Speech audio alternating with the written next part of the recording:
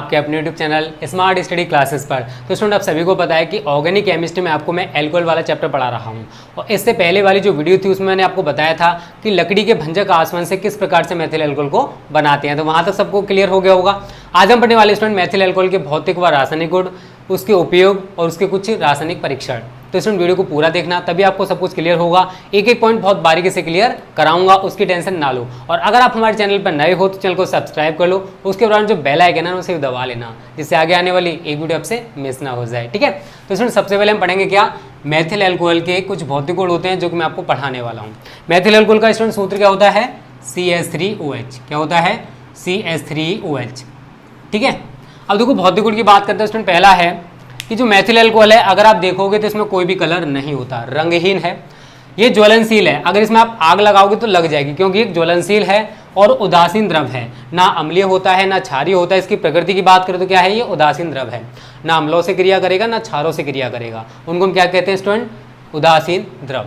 ठीक है, उसके बाद है अगर हम इसके क्वथनांक की बात करें तो कितना होता है, 65 डिग्री सेल्सियस। क्वथनांक क्या होता है, तो स्टूडेंट वह ताप जिस पर कोई द्रव वाष्प अवस्था में बदलने लगे, या फिर वह ताप जिस पर किसी द्रव का वाष्प दाब वायुमंडलीय दाब के बराबर हो जाता है, या फिर वह ताप जिस पर किसी द्रव के अंदर वायु के बुलबुले बनने लगते हैं, उस ताप को क्वथनांक कहते हैं। तो डेफिनेशन बहुत सारी होती है, आप सभी पढ़ भी चुके होंगे। तो 65 डिग्री सेल्सियस ताप क्या है, इसका क्वथनांक है मेथिल एल्कोहल का। क्लियर है ना। उसके बाद ये स्टूडेंट बहुत ही ज़्यादा विषैला होता है। कैसा हो, तो बहुत ही ज़्यादा विषैला। अगर इसकी थोड़ी देर के लिए सूंघ लिया तो आदमी अंधा हो सकता है, और ज़्यादा देर सूंघ ले तो हो भी सकता है कि उसकी मृत्यु हो जाए। तो ये बहुत ही ज़्यादा विषैला होता है। इसी वजह से अगर हमें एथिल अल्कोहल को पीने अयोग्य बनाना है तो उसमें मेथिल अल्कोहल को मिला देते हैं, जिसको हम कहते हैं एथिल अल्कोहल का डिनेचर्ड या एथिल अल्कोहल की विकृतीकरण प्रकृति। ये सब मैं आपको बाद में पढ़ाऊंगा, उसकी टेंशन ना लो। जब आपको एथिल अल्कोहल पढ़ाया जाएगा कि कैसे एथिल अल्कोहल डिनेचर किया जाता है। अगर हम इसके विलेयता की बात करें तो जल और ज़्यादातर कार्बनिक विलायकों में मिश्रणीय है। देखो स्टूडेंट, अगर आप किसी ठोस को द्रव में घोलते हो तो उसको विलेय बोला जाता है, लेकिन अगर आप द्रव को द्रव में घोलोगे तो उसको मिश्रणीय बोलते हैं। क्या बोलते हैं, मिश्रणीय। ओके, और देखो इसमें से अगर गंध की बात करते हैं स्टूडेंट, स्पिरिट जैसे इसमें से गंध आती है। तो ये कुछ भौतिक गुण है मेथिल एल्कोहल की। उम्मीद करता हूँ आप ये स्टडी कर लोगे। बहुत ईजी है स्टूडेंट, एक बार पढ़ोगे तो आपको ऑटोमेटिक तैयार हो जाएंगे। अब मैं आपको पढ़ाने वाला स्टूडेंट मेथिल एल्कोहल के रासायनिक गुण, जिसमें सबसे ज़्यादा बच्चों को दिक्कत होती है। देखो केमिकल रिएक्शन सीखना है तो देखो मैं शुरुआत से जहाँ से ऑर्गेनिक केमिस्ट्री को स्टार्ट किया वहाँ से केमिकल रिएक्शन को स्टार्ट कर दो।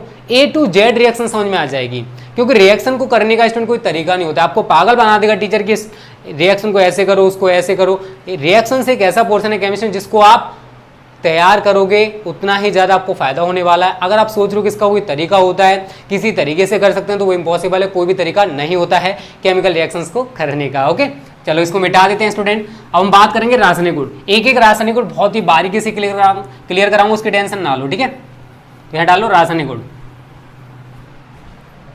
केमिकल प्रॉपर्टीज, रासायनिक गुण। इंग्लिश में क्या कहते हैं इसको, केमिकल प्रॉपर्टीज। ठीक है, तो पहला पॉइंट है स्टूडेंट, सोडियम धातु से क्रिया। सोडियम धातु से क्रिया। आप सभी देखो कि मेथिल अल्कोहल सोडियम धातु से किस प्रकार से क्रिया करेगा। ठीक है, अगर हम मेथिल अल्कोहल की बात करें तो इसका सूत्र क्या होता है, CH3OH। अगर आपको केमिकल रिएक्शन सीखना है तो इसमें सूत्र पता होना चाहिए। बिना सूत्र के आप रिएक्शन को नहीं कर सकते हो, कान खोल के सुन लो। ठीक है, किससे क्रिया करा रहे हैं हम, सोडियम धातु से। इतना क्लियर है। उसके बाद देखो आगे क्या होने वाला है। इसके आगे आप 2 लगा दो, इसके आगे 2 लगा दो, तो देखो क्या बनेगा, 2CH3O। 2CH3O जैसा है वैसा ही मैंने यहाँ पर लिख दिया। Na को यहाँ पीछे जोड़ दो। इसमें देखो क्या रह गया, H कितने रह गए स्टूडेंट, 2, तो प्लस में H2 लिख सकता हूँ। तो इसका नाम क्या है स्टूडेंट, सोडियम मेथॉक्साइड। क्या है, सोडियम मेथॉक्साइड। और ये क्या हमारी हाइड्रोजन गैस है। क्या है ये, हाइड्रोजन गैस। और ये क्या स्टूडेंट, हमारा मेथिल एल्कोहल। Methyl alcohol. तो यहाँ पर आप थ्योरी में क्या लिखोगे, यहाँ पे अगर लिखना चाहते हो तो लिख लेना कि मेथिल एल्कोहल को सोडियम धातु के साथ गर्म करने पर, मेथिल एल्कोहल को सोडियम धातु के साथ गर्म करने पर सोडियम मेथॉक्साइड प्राप्त होता है और हाइड्रोजन गैस मुक्त होती है। और ये क्रिया स्टूडेंट ज़्यादातर सक्रिय धातुओं के साथ होती है। जितनी भी सक्रिय धातु होती हैं, अगर आप उनकी रिएक्शन कराओगे मेथिल एल्कोहल के साथ तो सेम रिएक्शन होगी, बट यहाँ सोडियम की जगह पोटेशियम या फिर जो आप ले रहे हो मेटल वो यहाँ पर लग जाएगा। वैसे रिएक्शन सेम होने वाली है। तो पहली रिएक्शन हमारी समाप्त हो जाएगी स्टूडेंट। सोडियम धातु से इस प्रकार से क्रिया होती है मेथिल एल्कोहल की। आगे बात करते हैं सेकंड पॉइंट में स्टूडेंट, एसिटिक अम्ल से क्रिया, रिएक्शन विद एसिटिक एसिड। अब फिर वही बात आती है कि एसिटिक अम्ल का सूत्र क्या होता है। देखो बिना सूत्र के स्टूडेंट आप केमिकल रिएक्शंस को नहीं सीख सकते हो, ठीक है। मैं बार बार आपसे कह रहा हूँ, इसलिए पहले केमिकल रिएक्शन सीखनी है ना, तो सबसे पहले इन सूत्रों को याद कर लो। रिएक्शन चुटकियों में सीख जाओगे, प्रॉमिस, ठीक है। मेथिल एल्कोहल का सूत्र CH3OH, किससे क्रिया करा रहे हो? एसिटिक अम्ल से। तो ये क्या होता है? CH3COOH। कैसे क्रिया होने वाली है वो समझ लो, बस बहुत ही ज़्यादा सिंपल है। इसका CH3COO, क्या इसका CH3COO इस CH3 के साथ जोड़ दो तो क्या बनेगा? देखो CH3COO, उसके बाद इस CH3 को यहाँ लगा देंगे, CH3 प्लस यहाँ H है, यहाँ OH है, तो ये H और OH आपस में मिलकर क्या बनाएंगे स्टूडेंट? H2। क्या बनाएंगे? H2O। तो याद रखना, जब हम मेथिल एल्कोहल की क्रिया एसिटिक अम्ल से कराते हैं तो ये क्या, इसका नाम जानते हो क्या है? मेथिल एसीटेट है। क्या है? मेथिल एसीटेट, जो कि एक एस्टर है। क्या स्टूडेंट? ये एक एस्टर है। और ये क्या है? एसिटिक एसिड है, एसिटिक अम्ल है। और ये क्या है हमारा? मेथिल एल्कोहल है, ठीक है। तो याद रखना स्टूडेंट, जब हम मेथिल एल्कोहल की क्रिया एसिटिक अम्ल के साथ कराते हैं तो मेथिल एसीटेट, जो कि एक एस्टर है, प्राप्त होता है और जल का एक अणु मुक्त हो जाता है। यहाँ तक क्लियर है ना? बहुत ईजी रिएक्शन है, अगर एक बार आप खुद कर लोगे ना तो आपके रिएक्शन तैयार हो जाएंगे, ठीक है। तो यहाँ तक सबको क्लियर है, स्क्रीनशॉट ले लो। आगे बढ़ते हैं अगले रिएक्शन की तरफ। अगला पॉइंट है स्टूडेंट तीसरा, एसिटिल क्लोराइड से क्रिया। इसको मिटा देते हैं, एसिटिल क्लोराइड से क्रिया। अब देखो एसिटिल क्लोराइड का अगर आपको सूत्र नहीं पता है तो क्या आप रिएक्शन को कर पाओगे? बिल्कुल नहीं कर पाओगे यार। इसलिए पहले रिएक्शन सीखनी है तो सूत्र याद कर लो। मैं बार बार आपसे कह रहा हूँ, एसिटिल क्लोराइड से क्रिया।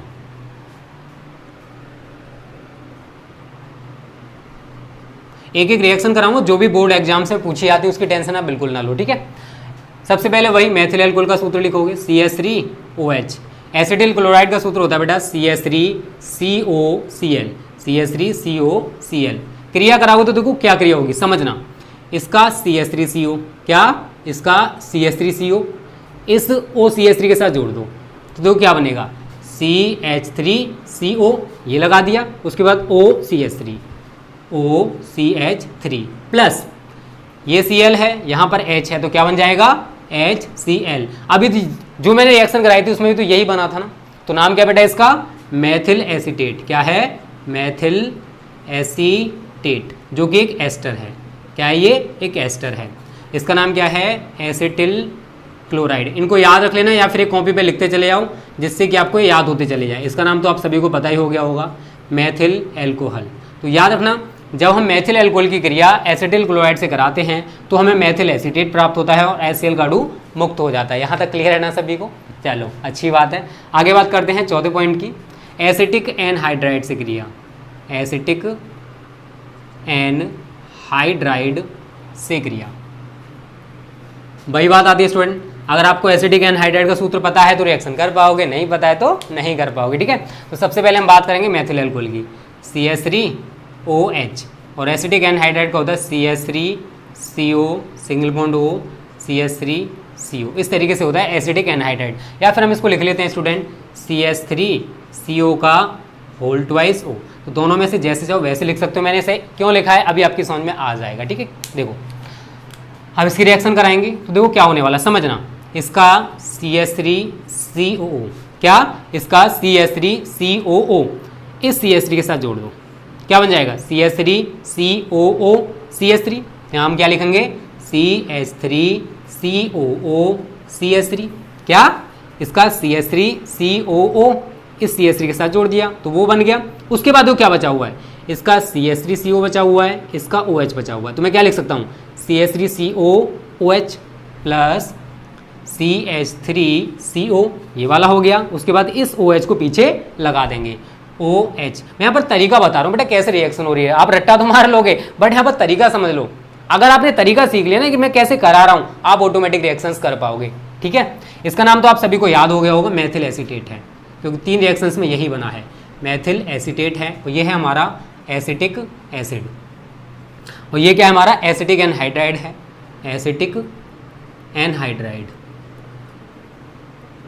तो ये क्या स्टूडेंट हमारा मैथिल एल्कोहल है। तो याद रखना, जब हम मैथिल एल्कोहल की क्रिया एसिटिक एनहाइड्राइड के साथ कराते हैं तो मैथिल एसीटेट और एसिटिक अम्ल प्राप्त होते हैं। यहाँ तक क्लियर है सभी को।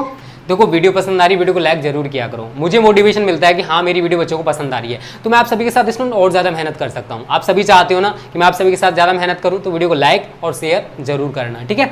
चलो स्क्रीनशॉट ले लो इसका, उसके बाद आगे बढ़ते हैं। इसको मिटा देते हैं हम। अगली रिएक्शन थोड़ी सी इंपॉर्टेंट है, बहुत पूछी भी जाती है। PCl3 व PCl5 से क्रिया, PCl3 व PCl5 से क्रिया। तो हमारा 5 पॉइंट है PCl3 व PCl5 से क्रिया। तो देखो स्टूडेंट, ये जो क्रिया करा रहा हूँ मैं एथिल एल्कोहल में भी सेम कराऊंगा, इसलिए तरीका समझ लेना कैसे कराने वाला हूँ। तो यहाँ पर CH3OH लोगे, पहले हम कराएंगे किससे, PCl3 से क्रिया। उसके बाद यहाँ पर CH3OH, यहाँ पर मैं कराऊंगा PCl5 से क्रिया। तो मैं PCl5 को थोड़ा तोड़ के लिखूंगा, समझा दूंगा क्यों तोड़ा, PCl3 Cl और Cl, ठीक है। अब देखो रिएक्शन याद रखना, किसी भी एल्कोहल की, चाहे वो मैथिल एल्कोहल हो चाहे वो एथिल एल्कोहल हो, अगर PCl3 या PCl5 के साथ क्रिया करा दो तो ऐसी होने वाली जैसे मैं कराने वाला हूँ। मैथिल एल्कोहल के साथ कराओगे PCl3 की, तो यहाँ पर बस 3 लगा दो। क्या लगा दोगे, 3। अभी समझ में आ जाएगा क्यों। तो देखो यहाँ पर कितने CH3 हैं, 3 है। कितने Cl हैं, 3 हैं। तो मैं यहाँ पर क्या लिख सकता हूँ, 3CH3, ये तो ये वाला हो गया। कितने Cl थे हमारे पास, 3, तो मैं Cl लिख दूंगा। क्यों, क्योंकि 3 आगे पहले से लगा हुआ है, तो इसका मतलब क्या है कि 3 Cl हमने लगा दिए हैं। उसके बाद वो क्या रह गया, यहाँ पर P रह गया, यहाँ पर 3 H रह गए, यहाँ पर 3 O रह गए। तो मैं इसको क्या लिख सकता हूँ बेटा, प्लस H3, 3 H थे, ये वाला P बचा हुआ है, P और 3 O बचे हुए हैं। तो इस तरीके से लिखा जा सकता है इसको। इसका नाम फास्फोरस ट्राइक्लोराइड है, इसका नाम मैथिल एल्कोहल है, इसका नाम मैथिल क्लोराइड है। क्या है इसका नाम, मैथिल क्लोराइड। और इसका नाम क्या है, आर्थोफास्फोरस अम्ल, आर्थोफास्फोरस एसिड, आर्थोफास्फोरस अम्ल लिख लेना, ठीक है ना। अगर इंग्लिश में समझ में आए तो हिंदी में लिख लेना, कोई दिक्कत नहीं है। आर्थोफास्फोरस अम्ल है। तो PCl3 से अगर आप एथिल एल्कोहल की भी क्रिया कराओगे तो सेम होने वाली है, बस यहाँ पर मैं C2H5OH लगा दूंगा और बाकी सेम रहने वाला है। यहाँ पर बस एथिल क्लोराइड बन जाएगा और कोई चेंजेस नहीं होगा, ठीक है। अब मैं PCl5 से कराऊंगा तो देखो कैसे होगा, मैंने तोड़ के क्यों लिखा है अभी आपके समझ में आ जाएगा। देखो इस CH3 को सबसे पहले Cl के साथ जोड़ दो, तो क्या बन जाएगा, CH3Cl। क्या बन जाएगा, CH3Cl। उसके बाद POCl3, PO मतलब PCl3 के बीच में इस O को लगा दो, प्लस POCl3 प्लस, उसके बाद देखो क्या रह गया, ये वाला H और ये Cl, तो प्लस हम HCl लगा सकते हैं।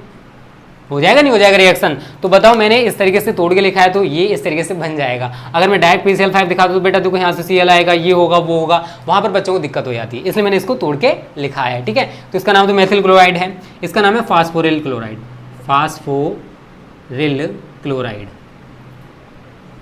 इसका नाम सभी को पता होगा, हाइड्रोजन क्लोराइड होता है। इसका नाम फास्फोरस पेंटाक्लोराइड है। क्या है, फास्फोरस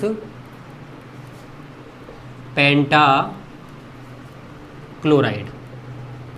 इसका नाम सभी को पता है स्टूडेंट, मैथिल एल्कोहल है। तो इस प्रकार से हम PCl3 और PCl5 के साथ मैथिल एल्कोहल की क्रिया दिखा सकते हैं। यहाँ तक सबको क्लियर है ना। तो जल्दी से इसका स्क्रीनशॉट ले लो, उसके बाद आगे बढ़ते हैं अगली रिएक्शंस की तरफ।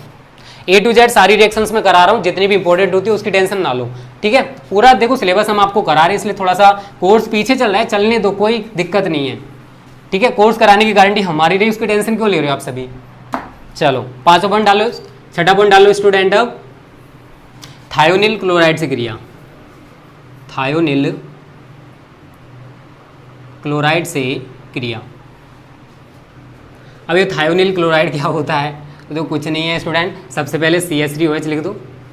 इसकी क्रिया आपको करानी है अब SOCl2 के साथ। किसके साथ, SOCl2। तो SOCl2 को हम क्या बोलते हैं, थायोनिल क्लोराइड बोलते हैं। क्या बोलते हैं, थायोनिल क्लोराइड, ठीक है। अब देखो रिएक्शन कैसे होगी वो समझ लो, वो जरूरी है। इस CH3 के साथ इसमें से एक Cl लगा दो, इस CH3 के साथ इसमें से एक Cl लगा दो, तो क्या बन जाएगा, CH3Cl प्लस, उसके बाद SO है, इस वाले O को यहाँ जोड़ दो, प्लस SO2 बन जाएगा, प्लस क्या बन जाएगा, SO2 प्लस ये वाला H है और यहाँ पर एक Cl बचा हो, क्योंकि मैंने एक Cl इस CH3 के साथ लगाया था, तो एक H और एक Cl क्या बन जाएगा, HCl। तो इसका नाम क्या है स्टूडेंट, मैथिल क्लोराइड है। क्या है, मैथिल क्लोराइड। इसका नाम क्या है? सल्फर डाइऑक्साइड है, शायद सभी को पता होगा, जिसको नहीं पता लिख लेना, कोई दिक्कत नहीं है, हम आपको सब कुछ कराएंगे, उसकी टेंशन ना लो आप सभी, ठीक है। इसका नाम क्या है? Thionyl chloride, thionyl chloride. आप हिंदी में भी लिख सकते हो, कोई दिक्कत नहीं, मैं इंग्लिश में लिख रहा हूँ क्योंकि कुछ बच्चे इंग्लिश में समझते हैं तो कुछ हिंदी में समझते हैं, हिंदी बोल रहा हूँ इंग्लिश में लिख रहा हूँ, बस इतना सा अंतर है, ठीक है। तो इस तरीके से हमारी क्रिया हो जाएगी। 7वां पॉइंट है स्टूडेंट ऑक्सीकरण, ये बहुत ही इंपॉर्टेंट है, आगे जाके पूछा भी जाता है, ठीक है ना। ऑक्सीडेशन, अब देखो हम यहाँ पर K2Cr2O7 और सांद्र H2SO4 की प्रेजेंस में, सांद्र H2SO4 की प्रेजेंस में मैथिल एल्कोहल का ऑक्सीडेशन कराएंगे। तो याद रखना, जब भी आप ऑक्सीडेशन कराते हो मैथिल एल्कोहल को, तो पहले मैथिल एल्कोहल लिख लो CH3OH प्लस। ऑक्सीडेशन का मतलब नवजात ऑक्सीजन से क्रिया करानी है। प्रेजेंस क्या है स्टूडेंट? यहाँ पर K2Cr2O7 और सांद्र H2SO4 की प्रेजेंस रहेगी। तो क्या होने वाला है, याद रखना, जब भी आप ऑक्सीडेशन कराते हो मैथिल एल्कोहल का, तो यहाँ पर बनेगा स्टूडेंट फॉर्मल्डिहाइड, HCHO और जल काडू मुक्त हो जाएगा। क्या बनेगा? HCHO plus H2O। ये क्या है स्टूडेंट? फॉर्मल्डिहाइड है। तो याद रखना, जब भी आप ऑक्सीडेशन कराते हो तो आप इसी प्रकार से क्रिया को दिखाओगे। तो ये क्या स्टूडेंट? हमारा फॉर्मल्डिहाइड है, फॉर्मल्डिहाइड। ये क्या है? हमारा मैथिल एल्कोहल है। बार बार लिखने से कोई दिक्कत नहीं है, चलो लिख ही दे रहा हूँ आप सभी के लिए। तो इस प्रकार से स्टूडेंट ऑक्सीडेशन होता है मैथिल एल्कोहल का। ऑक्सीडेशन कराने पर क्या प्राप्त होगा स्टूडेंट? फॉर्मल्डिहाइड प्राप्त होगा। क्या प्राप्त होगा? फॉर्मल्डिहाइड। क्लियर है सभी को? चलो अच्छी बात है, क्लियर है। तो अब देखो स्टूडेंट आगे क्या होने वाला है, एक रिएक्शन में आपको और कराऊंगा, 8वीं रिएक्शन विहाइड्रोजनीकरण। उसके बाद हमारा आज का वीडियो समाप्त हो जाएगा। इसका आगे का जो पोर्शन है, जो उपयोग है और परीक्षण है, वो मैं आपको अगली वीडियो में कवर कराऊंगा, उसकी टेंशन ना लो, ठीक है। तो स्टूडेंट इसको मिटा देते हैं अब। चलो 8वां रिएक्शन डालो, विहाइड्रोजनीकरण।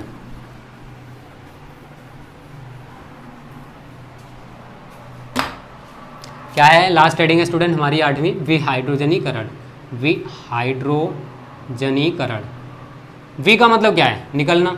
तो हम जो कराने वाले हैं, देखो स्टूडेंट इसमें होता क्या है कि रक्त तप्त कॉपर होता है, उस पर हम मैथिल एल्कोहल की वाष्प को 300 डिग्री सेल्सियस ताप पर प्रवाहित करते हैं। तो यहाँ पर मैं लिख दूँ CH3OH, यहाँ पर Cu लिख लो, यहाँ पर टेम्परेचर 300 डिग्री सेल्सियस लिख लो। तो होगा क्या, इसमें से हाइड्रोजन गैस को निकाल देंगे, तो यहाँ पर H2 निकाल दो। एक H बचा हुआ है, एक C बचा हुआ है, तो पहले लिख लो HC। अब यहाँ पर 2 हाइड्रोजन निकल जाएगा तो एक H तो बचेगा, H और एक O बचा हुआ है, प्लस H2 को निकाल देंगे क्योंकि विहाइड्रोजनीकरण की क्रिया हम करा रहे हैं। तो ये क्या है? मिल जाएगा स्टूडेंट फॉर्मल्डिहाइड। क्या मिल जाएगा? फॉर्मल्डिहाइड। और ये क्या हमारे स्टूडेंट? मैथिल एल्कोहल है। तो स्टूडेंट इस तरीके से इसका विहाइड्रोजनीकरण होता है। जब भी मैथिल एल्कोहल का विहाइड्रोजनीकरण कराएंगे तो फॉर्मल्डिहाइड और हाइड्रोजन गैस प्राप्त होंगे। तो इसको भी स्क्रीनशॉट ले लो। एल्कोहल के उपयोग, तो देखो मैथिल एल्कोहल का जो पहला उपयोग है स्टूडेंट, आप सभी को पता होना चाहिए, मैथिल एल्कोहल एक ज्वलनशील द्रव है। अगर इसमें आप आग लगाओगे तो लग जाएगी क्योंकि ये ज्वलनशील द्रव है।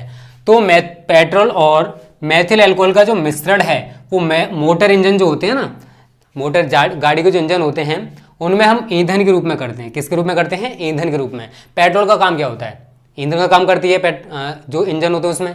अगर हम उसमें पेट्रोल और मैथिल एल्कोहल मिला दें तब भी वो सेम काम करेगी जो पेट्रोल करती है। तो हम मैथिल एल्कोहल का यूज़ किसके रूप में करते हैं स्टूडेंट? ईंधन के रूप में भी कर सकते हैं क्योंकि एक ज्वलनशील द्रव है। सेकंड पॉइंट है स्टूडेंट, जो मैथिल एल्कोहल का यूज़ है वो रंजक, परफ्यूम, रंजक में यानी तो डाइस जो होती हैं, कलर, परफ्यूम और औषधियाँ बनाने में भी किया जाता है। थर्ड पॉइंट है स्टूडेंट, मैथिल एल्कोहल का यूज़ फॉर्मल्डिहाइड, फॉर्मिक अम्ल, एस्टिक अम्ल आदि बनाने में भी किया जाता है। और चौथा पॉइंट अगर आप लिखना चाहते हो तो अगर हम एथिल एल्कोहल में थोड़ी सी मात्रा में मैथिल एल्कोहल मिला दें तो एथिल एल्कोहल पीने योग्य नहीं रहता और जो बनता है उसको हम कहते हैं डिनेचर्ड स्पिरिट या विकृतीकरण स्पिरिट, ठीक है।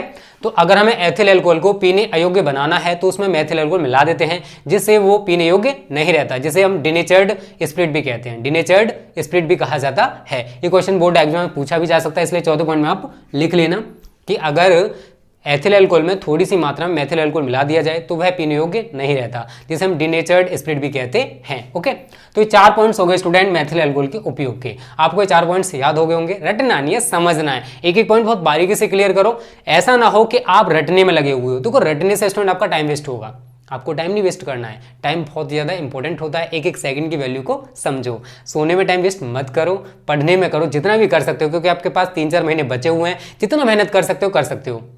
Hard work, hard work, hard work. सो रहे हो तो हार्ड वर्क करो, ठीक है। जाग रहे हो तो हार्ड वर्क करो पढ़ाई में, सोते टाइम भी फॉर्मूलाज याद करो, सोते टाइम भी जो भी आपने स्टडी कर रखा है उसको सोचो, ठीक है। तो जितना भी मेहनत कर सकते हो कर लो स्टूडेंट, ये 3-4 महीने अगर आपको जिंदगी में कुछ करना है तो, ठीक है। उसके बाद मैंने यहाँ पर लिखा है स्टूडेंट मैथिल अल्कोहल के परीक्षण। तो पहला है कि अगर हम मैथिल अल्कोहल को सांद्र H2SO4 की प्रेजेंस में सैलिसिलिक अम्ल के साथ गर्म करें तो क्या प्राप्त होता है स्टूडेंट? मैथिल सैलिसिलेट प्राप्त होता है। क्या बनता है? मैथिल सैलिसिलेट। और जिसकी विंटर ग्रीन तेल, एक विंटर ग्रीन ऑयल होता है, ऑयल ऑफ विंटर ग्रीन, उसकी जैसी मीठी गंध आती है। तो याद रखना, अगर क्या है हमारे पास मैथिल अल्कोहल है और हमने क्या किया मैथिल अल्कोहल में सांद्र H2SO4 की प्रेजेंस में क्या मिला दी स्टूडेंट? सैलिसिलिक अम्ल। तो हमें क्या प्राप्त होगा? मैथिल सैलिसिलेट। और इसकी गंध कैसी होती है? विंटर ग्रीन तेल जैसी इसमें से गंध आती है, क्योंकि विंटर ग्रीन ऑयल ही प्राप्त होता है, ठीक है। तो एक तो ये हो गया। उसके बाद सेकंड परीक्षण है कि अगर हम मैथिल अल्कोहल को आयोडीन और NaOH विलयन के साथ गर्म करें तो इस कंडीशन में आयोडोफॉर्म नहीं बनता है। क्या नहीं बनता है? आयोडोफॉर्म। क्यों? क्योंकि मैथिल अल्कोहल इन दोनों से क्रिया नहीं करता है। एक ये भी हो जाता है। तीसरा स्टूडेंट, अगर हम मैथिल अल्कोहल को अम्लीय K2Cr2O7 की प्रेजेंस में ऑक्सीडेशन कराएं तो फॉर्मेल्डिहाइड की तीक्ष्ण गंध प्राप्त होती है। तो यहाँ लिख सकते हो फॉर्मेल्डिहाइड की, आगे लिख सकते हो, लिखना चाहते हो तो तीक्ष्ण गंध प्राप्त होती है, बनती है, जो भी लिखना चाहते हो लिख सकते हो, ठीक है। तो ये 3 स्टूडेंट इसके टेस्ट हो जाएंगे, परीक्षण हो जाएंगे। रटना नहीं है, केवल समझना है। सबसे पहले हमने उपयोग को पढ़ा, उसके बाद हमने परीक्षण पढ़े। एक चीज और याद रख लो स्टूडेंट, अगर आपसे पूछा जाता है कि मैथिल अल्कोहल और एथिल अल्कोहल में अंतर बताइए, तो देखो मैं आपको इसी से बताने वाला हूं। कैसे करोगे? इसको मिटा देते हैं, इसका स्क्रीनशॉट ले लो पहले जल्दी से। चलो अब देखो, एक क्वेश्चन ये भी बन जाता बोर्ड एग्जाम्स में कि मैथिल अल्कोहल और एथिल अल्कोहल में विभेद कीजिए, अंतर बताइए। हर टाइप का क्वेश्चन सीख लो यार, कब तक रटोगे? अब तक रटते ही आ रहे हो, ठीक है। रटना छोड़ दो, अब समझो जितना भी समझ सकते हो। तो यहाँ पे एक पैरा सा बना लोगे, इधर आप लिख लो मैथिल अल्कोहल और इधर आप लिख लो एथिल अल्कोहल। अंतर बता दूं कैसे अंतर कर सकते हो, ठीक है। पहला पॉइंट में क्या होने वाला है स्टूडेंट कि अगर हम मैथिल अल्कोहल, सांद्र H2SO4 और सैलिसिलिक अम्ल, मैथिल अल्कोहल है हमारे पास,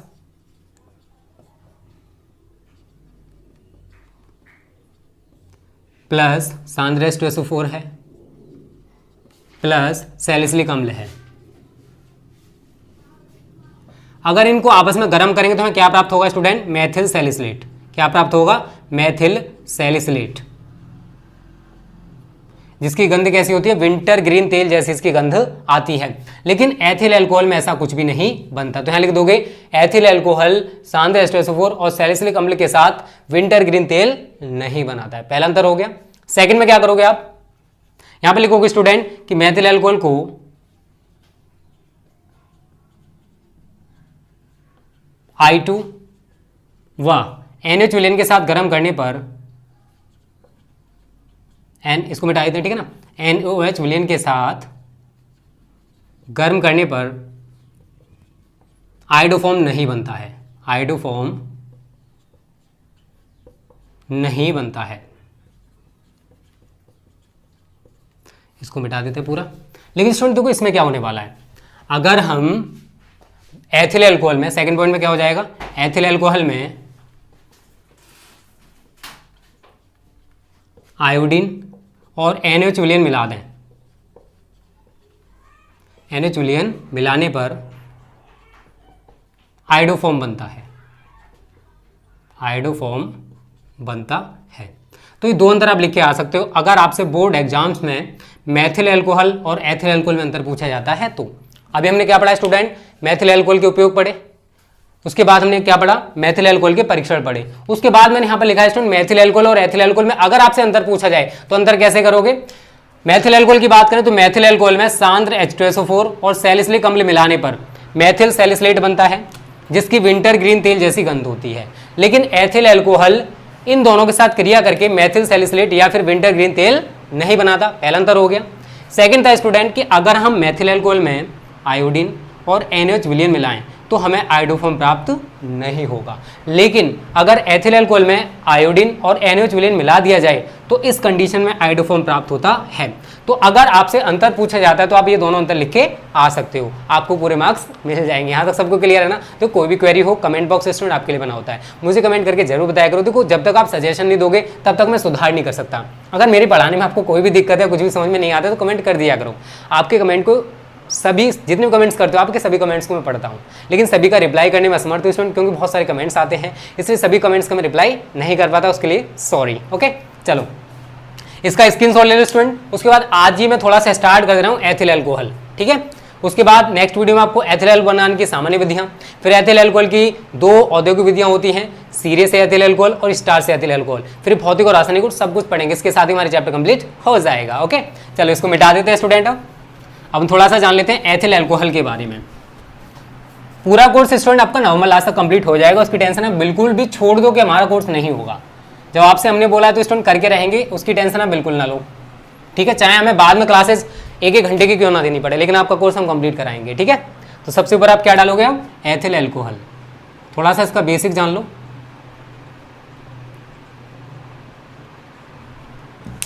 इंग्लिश में भी इसको एथिल अल्कोहल ही कहते हैं।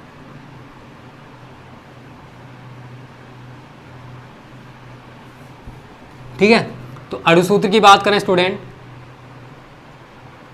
तो इसका अणुसूत्र होता है C2H5OH। अणु भार की बात करें तो देखो कार्बन का परमाणु भार कितना होता है? 12 होता है। कितना होता है? 12। नीचे कितना लगा हुआ है? 2, तो 2 गुणा 12 प्लस हाइड्रोजन का परमाणु भार कितना होता है? 1, तो 5 गुणा 1।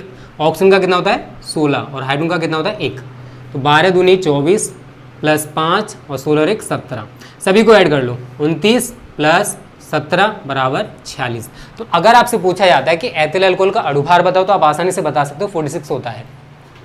अगर हम स्ट्रक्चरल फॉर्मूला की बात करें, संरचना सूत्र की बात करें, तो देखो कैसे स्ट्रक्चर बनाओगे स्टूडेंट। ये स्ट्रक्चर बनाना आपको फर्स्ट ईयर में सिखा दिया गया होगा, इसलिए मैं यहाँ पर स्टूडेंट एक एक चीज़ बहुत डेप्थ में नहीं लेके जा सकता। अगर मैं आपको डेप्थ में लेके गया ना तो हो सकता है कि पूरा डेप्थ में हमारा कोर्स कंप्लीट ना हो पाए, क्योंकि डेप्थ बहुत गहरा होता है। क्योंकि अगर मैं किसी भी चीज़ का इसका भी डेप्थ बताऊँ तो बहुत टाइम लगेगा, इसलिए स्टूडेंट जो भी डेप्थ वाली चीज़ें होती हैं मैं कोशिश करूँगा कि आपको डेप्थ से बताऊँ, बिल्कुल बारीकी से समझें, उसकी टेंशन ना लो, ठीक है। अब संरचना सूत्र की बात करें तो C single bond C single bond OH H H H H and H, ये होता है student structural formula of ethyl alcohol. फिर बात करते हैं इसके IUPAC नाम की, international union of pure and applied chemistry. अब देखो जितने भी IUPAC में नाम लिखे जाते हैं वो 2 भावों से मिलकर बने होते हैं, पूर्व लग्न प्लस अनुलग्न। जो पूर्व लग्न होता है स्टूडेंट वो कार्बन परमाणु की संख्या को रिप्रेजेंट करता है, और जो अनुलग्न होता है उसके द्वारा हम क्रियात्मक समूह को रिप्रेजेंट करते हैं। तो अगर हम इसकी बात करें तो उसका IUPAC नाम होता है एथेनॉल। क्या होता है? एथेनॉल। तो स्टूडेंट थोड़ा सा बेसिक है कि एथिल अल्कोहल का सूत्र क्या होता है? C2H5OH होता है।